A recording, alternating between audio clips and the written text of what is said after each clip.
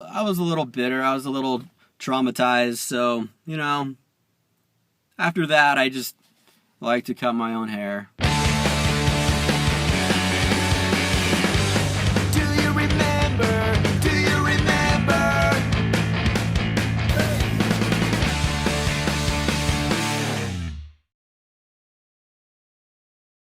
I'm in Utah now. It's really good to be here. It's beautiful right now, like a little bit of snow on the mountains, and it's perfect weather out here right now. And I had a good drive. That was really nice. Unfortunately, I'm having problems with my truck again.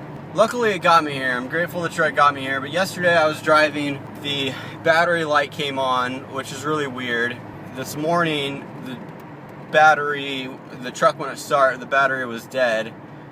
So I took the battery in to have it charged, and they said the battery is fine. The battery's charged, is holding a charge.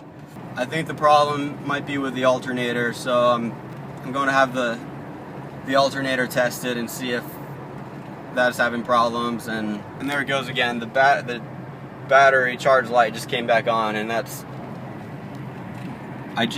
you know, like I said, the battery was just charged and the light's already back on, so it's a little disappointing. I probably would have dumped this truck and found and got something else if I would have known. In the last 2 months, I think I put like 8 and 15. I put $2,300 into this truck already.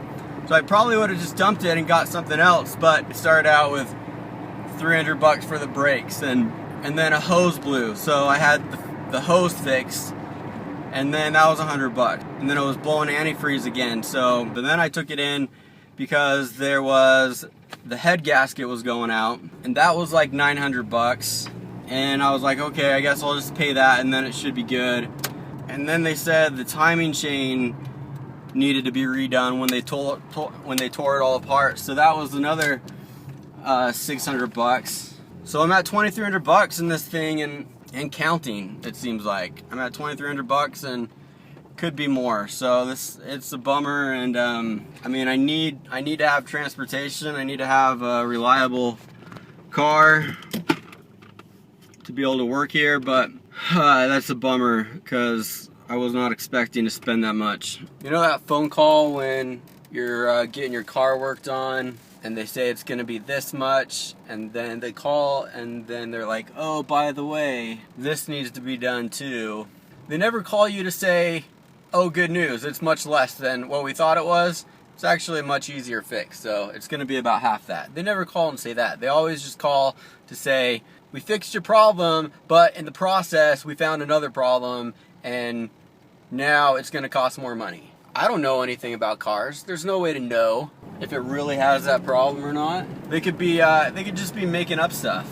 So we were just checking the specs on the rotary girder plate and noticed the beads were slipping on the timing harness jig.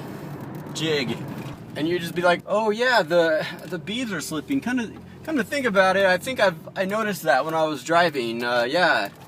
Yeah, it's been, now that I think about it, I don't think I've fixed the beads since I got the car. So that makes sense.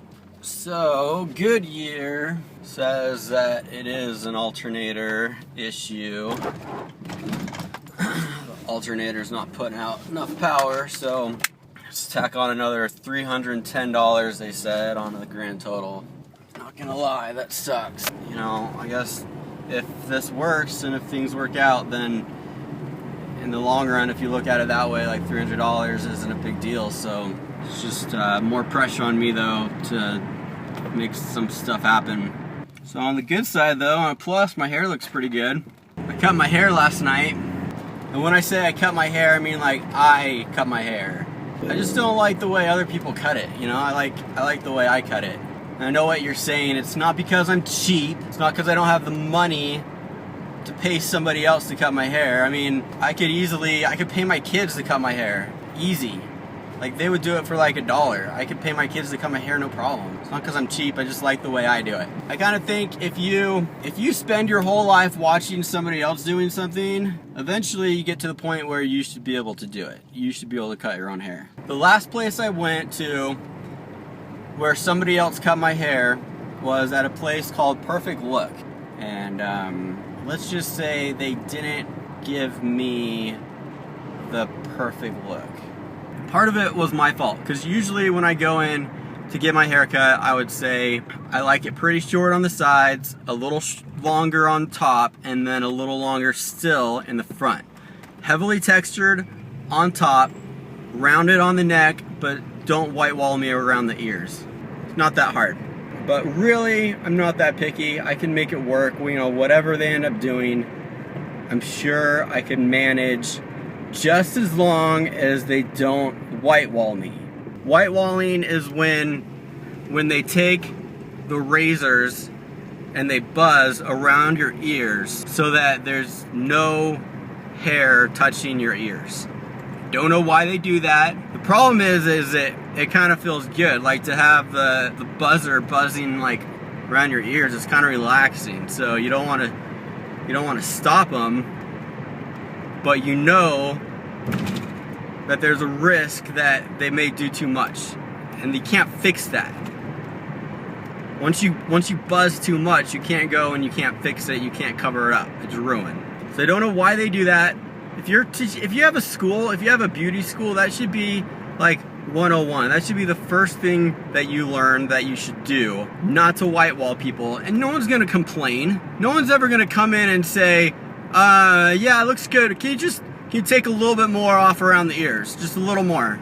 Can you just a little more? Can you just take a little more off around my, make it look like there's a force field around my ears and that it destroys every hair that comes close to touching my ears. There's just like a rainbow of white around my ears. That's what I want. So anyway, so I go into Perfect Look. There's two ladies there. One of them was already busy doing some woman's hair, and the other lady, in her broken English, brings me over to the chair and tells me, you know, shows me where to sit right next to the other lady.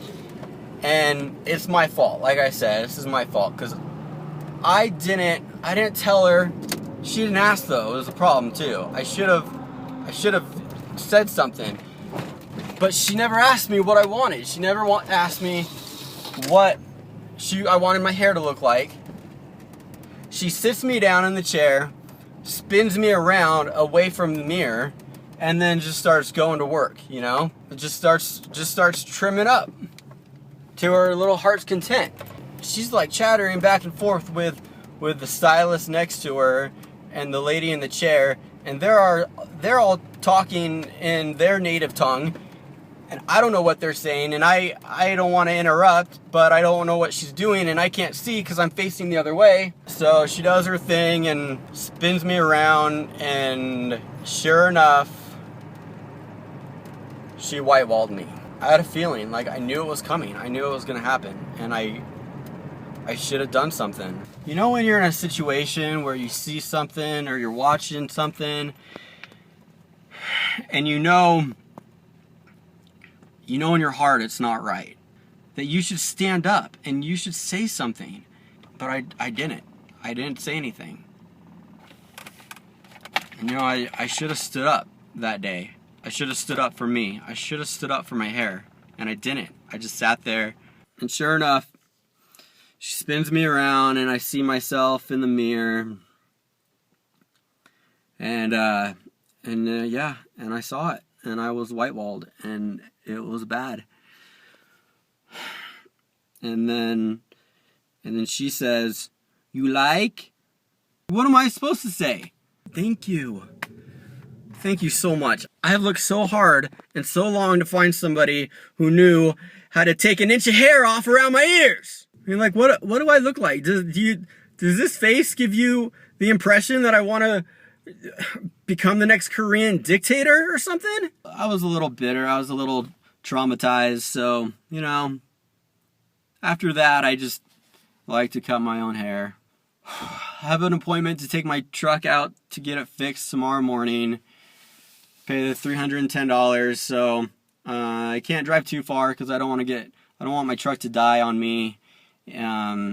So I can't drive too far, so I have to stay around here today, and then tomorrow get that fixed, and then hopefully the second half of tomorrow will be a productive day, and I can get a lot done and you know, make up for the time and money lost, and still stay positive, and let's make stuff happen.